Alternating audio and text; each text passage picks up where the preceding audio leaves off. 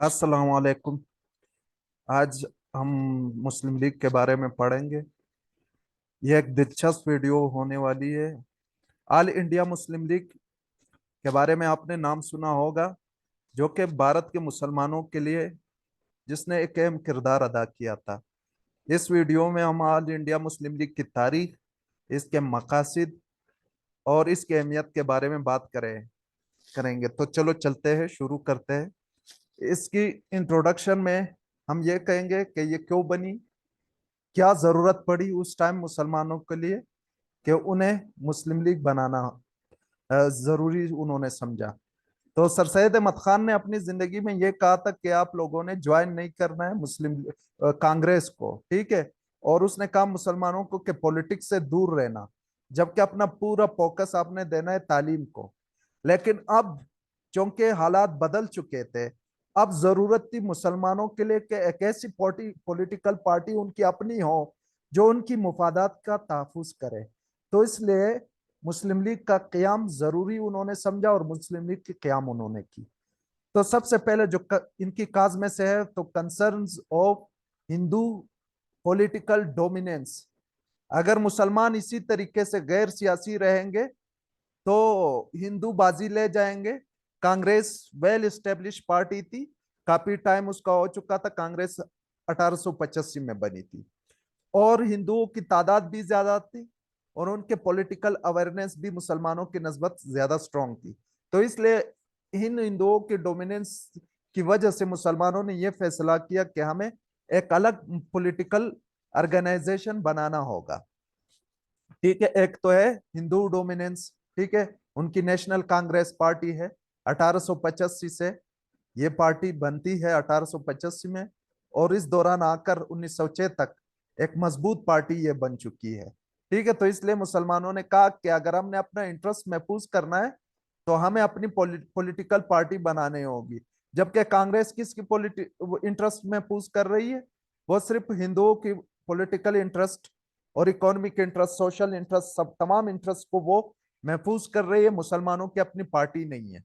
दूसरा यही है, इसी इंटरेस्ट के लिए लड़ना मुस्लिम लीग की क्याम का पर्पस था, ठीक है। फिर पार्टीशन भी हुआ, हम देखते हैं उसमें कांग्रेस की ट्रू फेस हमें समझ आती है कि कांग्रेस कैसे हिंदू पॉलिटिकल ऑर्गेनाइजेशन है। तो उसमें जैसे ही परसों हमने जैसे टॉपिक पढ़ा था about partition of Bengal. Partition of Bengal was in favor of Muslim. So that's why the Congress party start agitation against the this partition. तो अब ये जो मुसलमानों के फायदे में जो चीज रहा उसके खिलाफ कांग्रेस पार्टी ने जोर शोर से इसकी मुखालिफत की। तो यहां से मुसलमान समझ गए कि अगर हमने फ्यूचर में जाकर अपने इंटरेस्ट को बचाना है तो हमें कांग्रेस से एक उसके बरखिलाफ एक अलग अपनी पार्टी बनानी होगी, ठीक है। तो पार्टीशन ऑफ बंगाल के खिलाफ कांग्रेस रहा और इस तरह कई मुद्दों के ऊपर जो कि मुसलमानों के फायदे में थे, कांग्रेस उसके खिलाफ चली और उन्होंने अपने हिंदुओं जो फॉलोअर्स थे उसको खुश करने की कोशिश की, क्योंकि खुद ही कांग्रेस पार्टी के अंदर भी आपको मिलेंगे ज्यादा तादाद में हिंदू इसमें थे। तो Hindu were in majority in Congress party. That's why Congress party always try to satisfy the Hindu community because of majority of Hindus who are living in India. So that's why. अब क्या है, support from prominent Muslim leaders. जाहिर है जब leaders कोई चीज चाह रहे हैं तो वही चीज होगा। तो यहाँ मुसलमानों के जितने भी लीडर्स थे, like sir Aga Khan, which himself was a rich man, सही है। Serena hotel, Aga Khan university, Aga Khan hospital, तो ये सब आगा खान लोगों की प्रॉपर्टी है, ठीक है। और इस तरीके से और भी बहुत बड़े नवाब जो मुसलमानों के थे, जो वेल्थी नवाब थे, they also tried their level best in order to organise themselves, सही है, इन पॉलिटिकल ऑर्गेनाइजेशन। तो पॉलिटिकल ऑर्गेनाइजेशन इसलिए बनी क्योंकि नवाबों की भी सपोर्ट थी, आगा खान की भी सपोर्ट थी, बाकी प्रोमिनेंट मुस्लिम लीडर्स। इस पॉलिटिकल पार्टी को बनाना उनके भी जाती इंटरेस्ट में भी था और मुसलमानों के इंटरेस्ट में भी था। सो दैट्स वाई ये बनती है मुस्लिम लीग। फिर है अलीगढ़ की influence on the minds and hearts of Muslims. तो सर सैयद अहमद खान ने मुसलमानों को सोच दी। कौन सी सोच? कि मुस्लिम्स और Hindu, they are two different communities, they are two different nations. That's why वही जो सर सैयद अहमद खान की सोच, आगे चलकर सर सैयद अहमद खान ने जो कॉलेज बनाया, पहला अलीगढ़ यूनिवर्सिटी बनती है, तो Aligarh college, Aligarh university, Aligarh school, ये तमाम चीजों की वजह से वहां से जो स्टूडेंट्स फारिग हो गए, अब वो इस टाइम आकर वो जवान हो चुके हैं और सियासत में उनका एक इम्पोर्टेंट रोल बनता है। तो इसलिए उन्हीं स्टूडेंट्स, उनके फॉलोअर्स ने भी इस चीज के एहसास किया कि मुसलमानों को मुसलमानों के लिए एक ऑर्गेनाइजेशन की जरूरत है। तो अलीगढ़ का भी इसमें बहुत ज्यादा इंपॉर्टेंट रोल है मुस्लिम लीग के बनने में, क्योंकि सोच दिया अलीगढ़ ने मुसलमानों को, और वही मुसलमान जाकर उन्होंने पाकिस्तान की आजादी के लिए भी बहुत ज्यादा कोशिशें की, और इस पॉलिटिकल ऑर्गेनाइजेशन को बनाने में भी उन्होंने एक अहम किरदार अदा किया था। फिर टेंशन चल रही है आम कांग्रेस के अलावा आम हिंदुओं के साथ मुस्लिम कम्युनिटी के बीच में भी टेंशन है। There was communal tension. Communal means community से निकला है, हिंदू एंड मुस्लिम्स। तो हिंदू और मुस्लिम दो अलग कम्युनिटी थे, दो बड़े कम्युनिटी थे, उनके बीच में टसल है, उसके बीच में टेंशन है। टेंशन क्यों है? क्योंकि दोनों के एक दूसरे से तारीख अलग है, दोनों के रिलीजन अलग है, दोनों का खाना, बैठना, उठना, पहनना और सब चीजें एक दूसरे से मुख्तलिफ है। गाय हिंदू खाते नहीं खाते, लेकिन मुसलमान इसको खाते हैं, हिंदू इसको पूछते हैं। ठीक है, मुसलमान अपने मुर्दों को दफनाते हैं, हिंदू जलाते हैं। मुसलमानों के यहाँ 4 शादियों की इजाजत है, हिंदुओं के यहाँ एक से ज्यादा नहीं कर सकते हो। हिंदुओं की अपनी एक हिस्ट्री, एक तारीख है जो सब कॉन्टिनेंट में, जिसपे वो लोग प्राउड करते हैं अपनी ही तारीख पे, अपने ही हीरोज के ऊपर। जबकि मुसलमानों की तारीख अलग है। हमारी तारीख अरब के साथ ज्यादा मिलती जुलती है, जो कि पाकिस्तान में हम देखते हैं ना, तो हम साहबा कराम की कहानियां, उनकी गजवात वही पढ़ते हैं, तो उस हिस्ट्री को हम ज्यादा प्रेफर करते हैं। जबकि हिंदू की अपनी अलग हिस्ट्री, अपनी अलग सोच है, अशोका एम्पायर, चोला एम्पायर, उनके हुक्मरान वगैरह। और फिर मजे की बात यह है कि दोनों दोनों के जो लीडर्स है, जो हीरोज है, वो एक मुस्लिम के हीरोज हिंदू के लिए विलन, और हिंदू के हीरोज मुस्लिम के लिए विलन। तो इस वजह से दोनों के बीच में मफादात, कल्चर, हर चीज में एक दूसरे के साथ टसल है। तो इसलिए ये कम्युनिटी के बीच में इस टसल की वजह से मुस्लिम चौंके माइनॉरिटी में थे। तो इसलिए इन मुसलमानों को बचाने के लिए पॉलिटिकल ऑर्गेनाइजेशन की जरूरत थी। दूसरे जानिब हम हिंदू को देखते हैं, तो वहां पर एक्सट्रीमिस्ट ऑर्गेनाइजेशन भी थे। ये आप एक ऐड भी कर सकते हो एक अलग इसके साथ, सही है, एक्सट्रीमिस्ट ऑर्गेनाइजेशन ऑफ हिंदूज। तो जैसे आपके पास ब्राह्मण समाज था, ठीक है, आर्य समाज, सॉरी, आर्य समाज था। ब्राह्मण समाज वैसे भी तंजीम बनती है, लेकिन आर्य समाज बनती है। आर्य समाज, आर्य समाज बनती है 1875 में। स्वामी दयानंद सरस्वती ने इस तंजीम को बनाया था, और आर्य समाज का मकसद यही था कि गाय की हिफाजत करना, ठीक है। और ये एक नेशनलिस्ट ऑर्गेनाइजेशन था, जिसने हिंदुओं को नेशनलिस्ट तौर पर उसको ऑर्गेनाइज किया। उसके अंदर नेशनलिज्म, हिंदू नेशनलिज्म की फीलिंग इंक्रीज कर दी, जिसकी वजह से हिंदू यही समझ रहे थे कि चौंके मुसलमान, और स्पेशल मुसलमान, खासतौर पर मुस्लिम, एंड दूसरे नंबर पर ईसाई, तो Christian and Muslims, they are not the son of soils. Means ये जो मजाहिब है, Muslim, Islam and Christianity, this two religions do not belong to the soil of India. मतलब ये बाहर से आए हुए मजाहिब है, और इन दो मजाहिब को हिंदू हमेशा थ्रेट समझते थे अपने नेशनलिज्म के लिए और अपनी तारीख के लिए। तो इस वजह से मुसलमानों को भी डर था, वो ऑर्गेनाइज है, मुस्लिम ऑर्गेनाइज नहीं है। तो इसलिए मुसलमानों को भी जरूरत थी कि वो भी उन्हीं की तरह एक ऑर्गेनाइज पॉलिटिकल सिस्टम हो उनके पास, एक पार्टी हो उनके पास, ताकि उनका मुकाबला कर सके, ठीक है। फिर है इंटेलेक्चुअल एंड रिलीजियस रिवाइवल। तो यही है, मुसलमानों की सोच में बदलाव आ गया, उसमें सर सैयद अहमद खान, इस तरह इंटेलेक्चुअल बहुत सारे मौजूद थे जिन्होंने मुसलमानों को सोच दी, जिसकी बदौलत आगे चलकर मुस्लिम लीग पार्टी बनती है। फिर ये भी एक पॉइंट है कि इस दौरान ये भी जरूरत पड़ी, चूंकि पार्टीशन ऑफ बंगाल जब होती है तो मुस्लिम और ब्रिटिशर्स के बीच में दूरियां कम होती है। इस पार्टीशन की वजह से मुस्लिम बरतानवी या अंग्रेजों से खुश होते हैं जब पार्टीशन होता है। तो इसलिए बरतानिया भी, इसकी भी एक मुफादात थी, वो भी चाह रही थी कि एक ऑर्गेनाइजेशन मुस्लिम ऑर्गेनाइजेशन हो।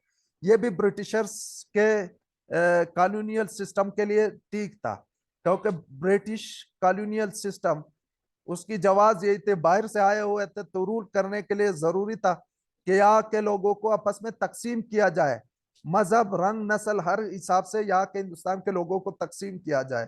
तो इसलिए मुस्लिम लीग का बनना अंग्रेजों के इंटरेस्ट में था, क्योंकि अगर मुस्लिम हिंदू साथ रहते, स्ट्रगल उनके एक जैसे होता, तो फिर ये बरतानिया के लिए सरदर्दी बनती।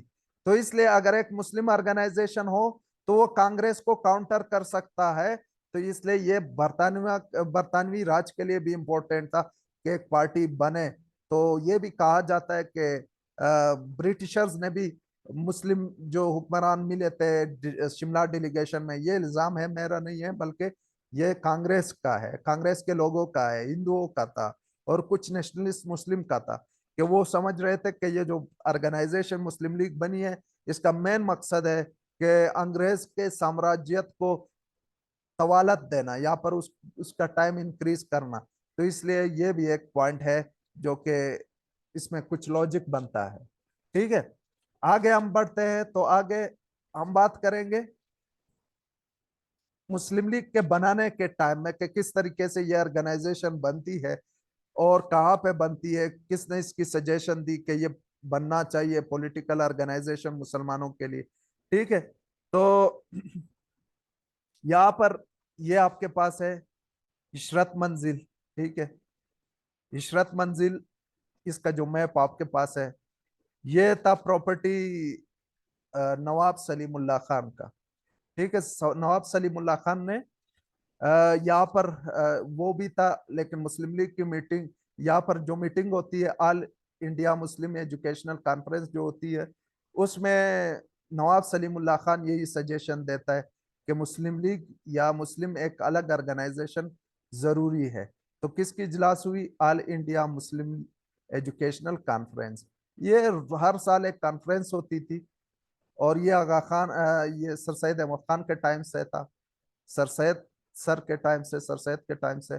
सर सैयद अहमद खान ने इसकी शुरुआत कर दी थी 1886 से। तो 1886 से ही इसके मीटिंग्स होते थे, जिसका मेन मकसद होता था कि किस तरीके से मुसलमानों के तालीम के ऊपर काम किया जाए। ठीक है, हर साल इसकी मीटिंग होती थी सर सैयद अहमद खान के टाइम से, और अपने इसी बनने के टाइम से लेकर जब सर सैयद अहमद खान जब तक जिंदा था, तो जनरल सेक्रेटरी था इसी का, all Indian Mohammedan educational conference का। और मकसद शुरू में सिर्फ तालीम था, इसमें यही होता था कि मुसलमानों को किस तरीके से तालीम के लिए उकसाया जाए कि वो मॉडर्न एजुकेशन हासिल करे। जो मॉडर्न एजुकेशन सिर्फ मुसलमानों की कामयाबी का राज ही मॉडर्न एजुकेशन में है। फिर इदारे बनना, इदारों के लिए फंड इकट्ठे करना, तो ये सब इसी कॉन्फ्रेंस में ही डिसाइड होता था। इसमें बड़े मोतबर मुसलमान लीडर्स आते थे और इस सालाना इजलास को वो ज्वाइन करते थे। अब इस इजलास का टाइम था, ये इजलास मुख्तलिफ शहरों में होती थी। अब इस साल 1906 में इसकी इजलास होती है इसी इशरत मंजिल या एहसान मंजिल, दोनों सेम जगह है, सही, एहसान मंजिल या इशरत मंजिल, तो ये दोनों एक ही जगह है। ठीक है, ये दोनों एक है ये वाली। तो यहाँ पर मीटिंग होती है, इजलास बुलाया जाता है, जो कि ये ढाका में है। और किसकी प्रॉपर्टी है? नवाब सलीमुल्लाह खान की ये प्रॉपर्टी थी ढाका के अंदर। और ये ढाका का सबसे बड़ा नवाब यही था, नवाब सलीमुल्लाह खान। दौलत भी थी, अच्छा जमीन भी थे इनके पास। और इस इजलास में ये जो all Indian Mohammedan educational conference था, इस साल इसमें 3,000 लगभग मुसलमान इस मीटिंग में आते हैं, जिसमें इंटेलेक्चुअल्स है तमाम मुसलमानों के, इसमें डिस्कस होते हैं कि खासतौर पर पॉलिटिकल ऑर्गेनाइजेशन के बारे में इस पर डिस्कशन होती है। नवाब वक़ारुल मुल्क इसी इजलास का सरबराही करता है, ठीक है। और ये 30 दिसंबर 1906 को फाइनल फैसला लिया जाता है इसी इजलास के अंदर कि मुसलमानों की एक ऑर्गेनाइजेशन, पॉलिटिकल ऑर्गेनाइजेशन होनी चाहिए। शुरू में इन्होंने नाम रखा था जिसका नाम होगा ऑल इंडिया मुस्लिम कन्फेडरेसी, यही नाम रखा था, ठीक है। लेकिन बाद में यही बंदा सर शफी, ये पंजाब से था, मुस्लिम लीग का leader. He was from Punjab, तो पंजाब से ये लीडर था। यही वो शख्स था जिसने मुस्लिम लीग का नाम रखा था। ये जो वर्ड है ऑल इंडियन मुस्लिम लीग, ये नाम इस बंदे ने रखा है, ठीक है। तो ये लाहौर से था और ये भी आज़ादी के तहरीक में इसका एक इम्पोर्टेंट किरदार है। नवाब वक़ारुल मुल्क ने प्रेसिडेंशियल एड्रेस किया, उसने भी इसी चीज पर फोकस दिया कि कांग्रेस की पॉलिटिकल एक्टिविटीज जो है वो मुसलमानों के इंटरेस्ट के लिए ज्यादा ठीक नहीं है और मुसलमानों के मुफादात को जो है जच पहुंच रहा है, तो इसलिए एक अलग मुस्लिम पार्टी होनी चाहिए। जब नवाब सलीमुल्लाह खान ने ये बात कही, सबसे पहले ये तवरीस ने पेश की, तो फिर यही पार्टी बनती है। बाकी लोग भी इसकी हाँ में हाँ मिलाते हैं और इस तरीके से ये ऑल इंडिया मुस्लिम लीग की एस्टेब्लिशमेंट होती है और ये वो अपने वजूद में आता है। और फिर इसकी आगे हम जो तारीख देखते हैं तो पाकिस्तान का बनना भी मुस्लिम लीग ही की वजह से है। ये वो ऑर्गेनाइजेशन है जिसे बाद में फिर कायद आजम मोहम्मद अली जिन्ना इस पॉलिटिकल ऑर्गेनाइजेशन को लीड करता है और मुसलमानों के लिए अलग वतन का क़याम जो है वो अलग वतन उनके लिए बना लेता है, जो कि नामुमकिन था विदाउट पॉलिटिकल ऑर्गेनाइजेशन। सो यही ऑर्गेनाइजेशन है। यहाँ पर यही रोल है इन बंदों का जो मैंने पिक्चर में आप लोगों को दिया है। तो ये है नवाब वक़ारुल मुल्क जो इसी इजलास को चेयर कर रहा था, मतलब ये प्रिजाइड कर रहा था, इसी को लीड कर रहा था, इसी all India Mohammedan educational conference, इसी को। यह है सैयद आमिर अली। इसने बाद में फिर मुस्लिम लीग की एक ब्रांच बनाई। जैसे पंजाब में भी फिर इसके सब ब्रांच बनते हैं, यूपी में भी बनते हैं, बलूचिस्तान में भी बनते हैं, तो इस तरह लंदन में भी इसका एक ब्रांच बना।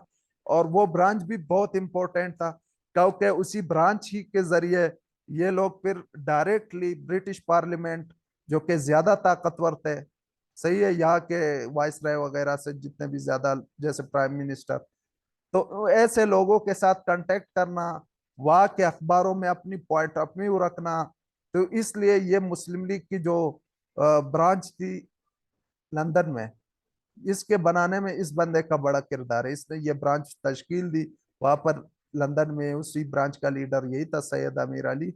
और 1908 में ये ब्रांच बनती है सब ब्रांचेस की, और इसकी वजह से मुस्लिम लीग और स्ट्रांग होता है, हमारी कांटेक्ट और अंग्रेजों के साथ बढ़ जाती है through the this branch of Muslim league London का। सही है। नवाब सलीमुल्लाह खान, यही है नवाब सलीमुल्लाह खान जिसने प्रपोज किया कि एक अलग मुस्लिम पार्टी होनी चाहिए।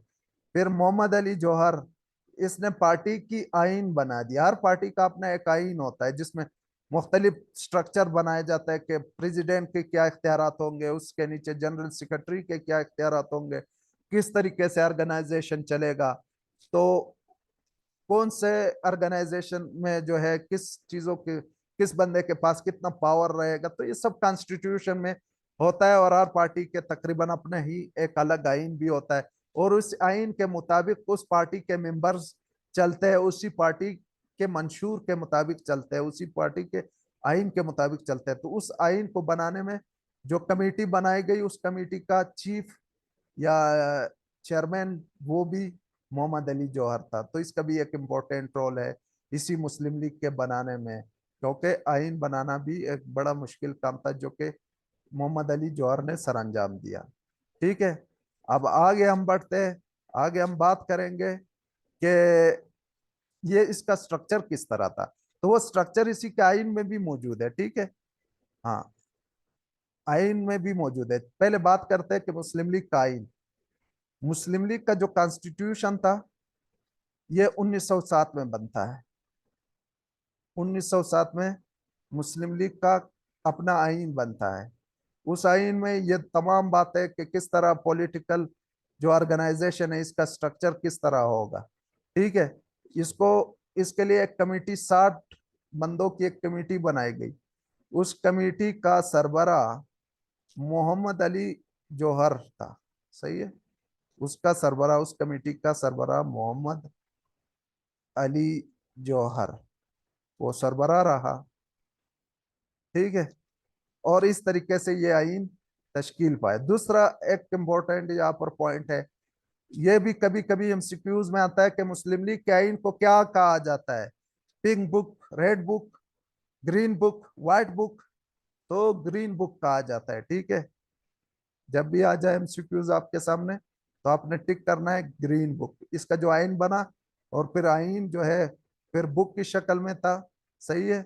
उसका नाम रखा गया ग्रीन बुक। ठीक है। तो ग्रीन जो है सिंबलाइज करता है मुस्लिम को, मुसलमानों का कलर है।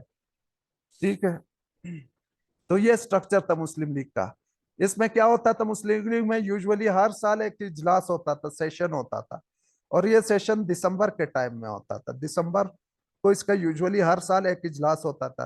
कभी कराची में, कभी बंबई में, कभी अमृतसर में, कभी कलकत्ता में, कभी दिल्ली में। तो इस तरीके से हर हर इलाकों में इसका एक सालाना इजलास होता था। उस सालाना इजलास में तमाम तकरीबन मेजर जो इसके जो लोग थे वो इसी में शामिल होते थे, जो लीडरशिप था। और यहाँ पर बड़े बड़े फैसले किए जाते थे। फॉर एग्जाम्पल, पार्टी का प्रेसिडेंट कौन होना चाहिए, पार्टी का आगे मुस्तकबिल में जो पॉलिसी है वो क्या बनना चाहिए। तो इस तरीके से जो टॉप के बड़े बड़े फैसले थे वो इसी मीटिंग में लिए जाते थे। ठीक है। हाँ, इसमें डिस्कशन होती थी, फैसले बड़े बड़े लिए जाते थे। फिर प्रेसिडेंट, प्रेसिडेंट को चुन के यही सेशन हटा भी सकता है अगर वोटिंग के जरिए हो। तो दूसरे नंबर पर पावर जो था वो प्रेसिडेंट के पास था। प्रेसिडेंट जो था ये इलेक्टेड था। कौन इलेक्शन में हिस्सा लेते थे, वही जो तमाम लोग मिल जाते थे वो इनको इलेक्ट करते थे। ठीक है। फिर मेजोरिटी तौर पर स्टेटमेंट देना मीडिया में वगैरह, पार्टी का जो पॉइंट ऑफ व्यू है वो लोगों के सामने रखना। फिर किसी दूसरे ऑर्गेनाइजेशन के साथ बात करना है, वही करना, मुआहिदा किसी के साथ करना है, तो इसमें प्रेसिडेंट का बड़ा रोल होता था और बहुत ज्यादा पावरफुल रहता था। लेकिन उसको बिठाना और निकालना ये एनुअल सेशन का काम होता था। फिर इसके अलावा एक एग्जीक्यूटिव काउंसिल भी था। सही है। अब एनुअल में यह है कि तमाम लोग तार टाइम नहीं आ सकते, समझो। ये आपके पास स्ट्रक्चर है। स्ट्रक्चर में आपके पास टॉप के लोग हैं कुछ। सही है। टॉप के लोग हैं जहां पर सुबह से तमाम सुबह से भी लोग आए हुए हैं। सही है। और मरकजी क्यादत भी इसमें मौजूद है। मरकजी क्यादत भी इसमें मौजूद है और सूबाई भी मौजूद है। तो ये सब होता था एनुअल सेशन में। ठीक है। तमाम आ जाते थे। फिर वो जो मरकजी लोग थे उनके फिर अपना एक एग्जीक्यूटिव काउंसिल था। सही है। उस मरकजी के नीचे फिर तमाम सूबे आते थे। सही है। सूबे के लोग वगैरह आते थे। तो मरकज फिर सूबे, फिर ये सब मिलकर एनुअल सेशन, इनका एक प्रेसिडेंट भी होता था। एग्जीक्यूटिव काउंसिल में क्या था, इनके पास भी काफी इख्तियार थे।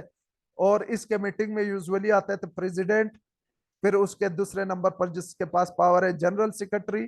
प्रेसिडेंट बीमार होता है, किधर हो जाता है, तो फिर तमाम इख्तियार जनरल सेक्रेटरी के पास होते थे। तो दूसरे नंबर पर second powerful person in the organisation treasurer, मतलब पूरा सिस्टम, जो फंड्स आ रहा है उसका कलेक्शन कहाँ पर लग रहा है ये सिस्टम नहीं। बाकी जो ऑफिस बेरियर्स है, जैसे सूबे के लीडरशिप है, जो टॉप लीडर है वगैरह, ये तब तमाम इसमें मिलते थे। ठीक है।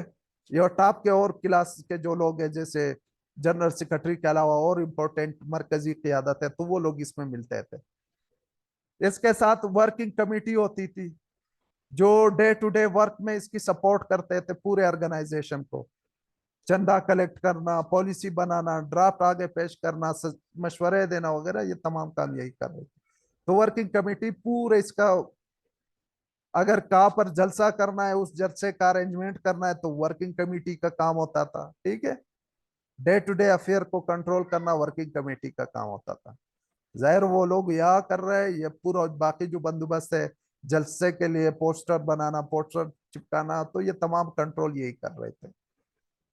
फिर सूबाई ऑर्गेनाइजेशन नीचे आ रहा है, ठीक है, वो भी थे।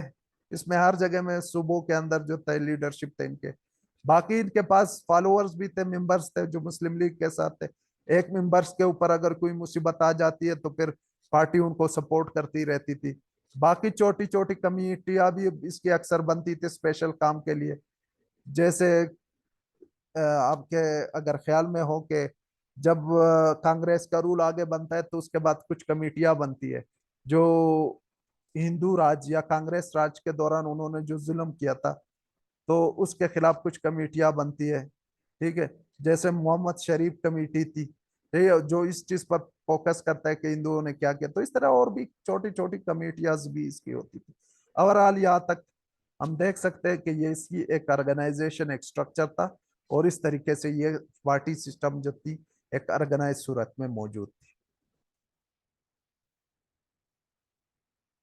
हाँ, आगे जब हम बढ़ेंगे तो आगे हमारी बात मुस्लिम लीग के हवाले से ये होगी कि इसके ऑब्जेक्टिव्स क्या थे, इसके मकसद क्या थे। कुछ मकासद हमने ऑलरेडी भी पढ़े। तो वही है, to safeguard the political and educational rights of मुस्लिम।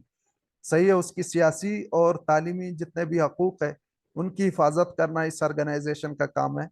और फिर प्रोटेक्शन करना उसकी कल्चर, उसकी आइडेंटिटी, उसकी मजहब, सब की हिफाजत करना भी मुस्लिम लीग का काम है, ठीक है। तो अब वन बाय वन हम देखते हैं। Political and educational interest of Muslim, cultural and religious identity, उसकी पहचान को इसने बचाया, वरना मुस्लिम मिक्स हो जाते हैं हिंदू के अंदर। फिर जो है मुसलमानों को रिप्रेजेंट करना, ठीक है, वही लेजिस्लेटिव बॉडी में, वहां पर भी बात करना मुसलमानों के हकूक के बारे में, मुसलमानों की इकोनॉमिक इंटरेस्ट को बचाना, और सरकार, अंग्रेज सरकार से कोशिश करना कि मुसलमान इलाकों में भी तरक्की हो, ठीक है। फिर बाकी कम्युनिटी के साथ भी बातचीत करना, सही है, मुसलमानों के बीच में यूनिटी कायम करना, उनके बीच में नफरतें खत्म करना, उनके मजहबी और बाकी नस्ली जितने भी तकसीम है उसको दूर करना, मुसलमानों को यूनाइट करना। और अंग्रेजों की वफादारी, क्योंकि वफादारी इसलिए क्योंकि अंग्रेज मजबूत थे, मुस्लिम 25% थे, कंट्रोल ब्रिटिशर्स के पास है, और हिंदू ज्यादा मेजोरिटी में है। इसलिए अंग्रेज के ही भरोसे हम बैठे थे कि अंग्रेज के मदद के बगैर मुसलमान जो है वो कुछ भी हासिल नहीं कर सकते, क्योंकि हिंदू मेजोरिटी में है। तो इसलिए loyalty toward British in order to influence the British empire which can protect the Muslim interest, सही है, इनडायरेक्टली वो हमारी मदद कर सकते हैं।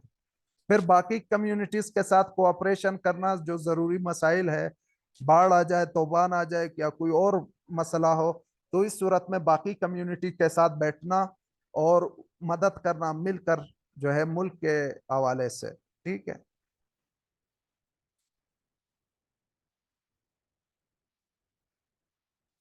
अब आते हैं सिग्निफिकेंस, इसकी क्या इंपॉर्टेंस रही, या इसने क्या सर्विसेज दिए मुसलमानों को जब ये बनी।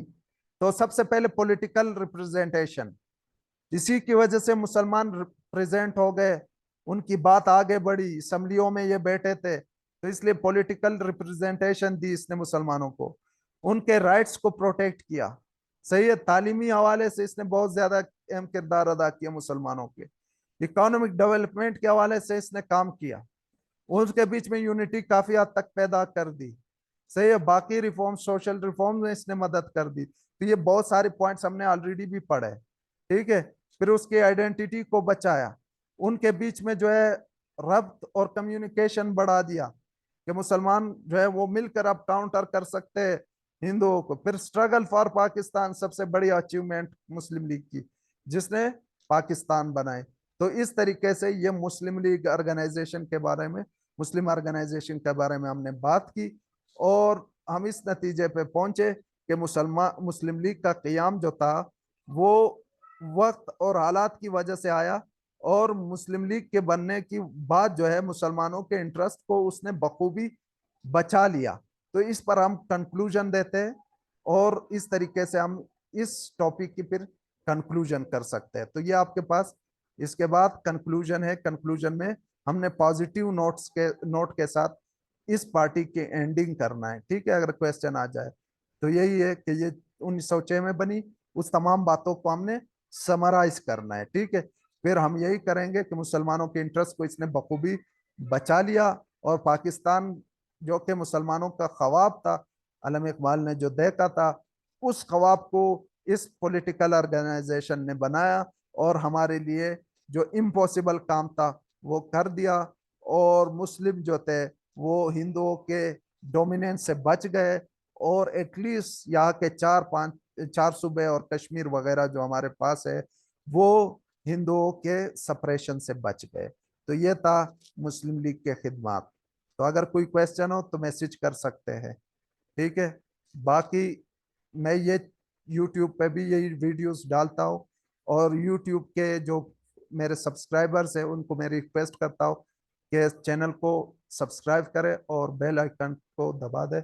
और इस तरीके से खूबसूरत वीडियोस आपके लिए मजीद भी लाऊंगा। साइंस, आईआर, पॉलिटिकल साइंस वगैरह के हवाले से भी हम आहिस्ता आहिस्ता करके, साइंस, जनरल नॉलेज, तो ये तमाम चैनल में आपको मिलेंगे।